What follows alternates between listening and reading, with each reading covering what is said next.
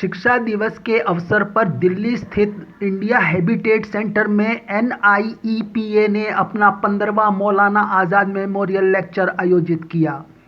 इस कार्यक्रम में मुख्य अतिथि के रूप में पूर्व राज्यसभा सदस्य तरुण विजय और इस कार्यक्रम की अध्यक्षता लाल बहादुर शास्त्री राष्ट्रीय संस्कृत विश्वविद्यालय के कुलपति प्रोफेसर मुरली मनोहर पाठक ने की।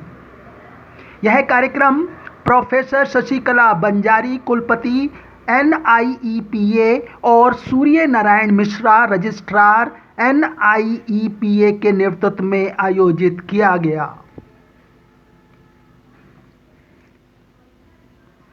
इसका समन्वय प्रोफेसर AK सिंह प्रमुख शैक्षिक नीति विभाग NIEPA द्वारा किया गया।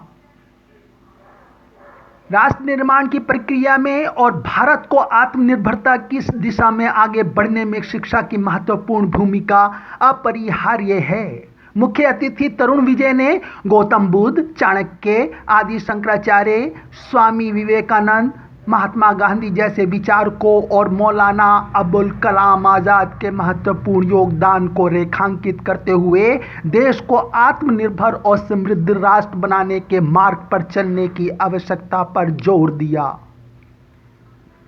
NIEPA की कुलपति प्रोफेसर शशिकला बंजारी ने युवाओं की असीम क्षमता को विभिन्न मार्गों के माध्यम से अनलॉक करने पर जोर दिया, क्योंकि वे हमारे देश को आत्मनिर्भर बनाने में महत्वपूर्ण भूमिका निभाते हैं।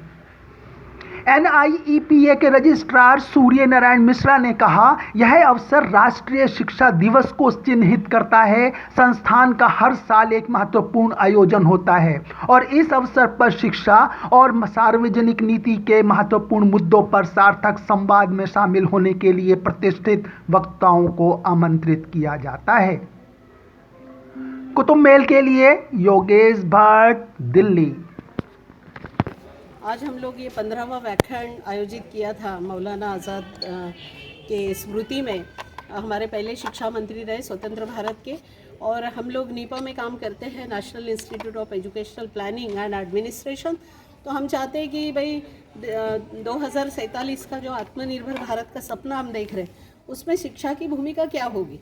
मुझे लगता है डेमोग्राफिक डिविडेंड की बात करते हैं तो we have to focus the youth, we have to unlock their potential, we have to ignite their soul for the Indian temperament, soul temperament of Bharat. What I spoke in my speech, what Shri Aurobindo said, Bharat निर्माण में हमारा युवा, हम demographic dividend को लेकर चलते हैं तो हमें उनकी क्षमता पर भरोसा करना पड़ेगा।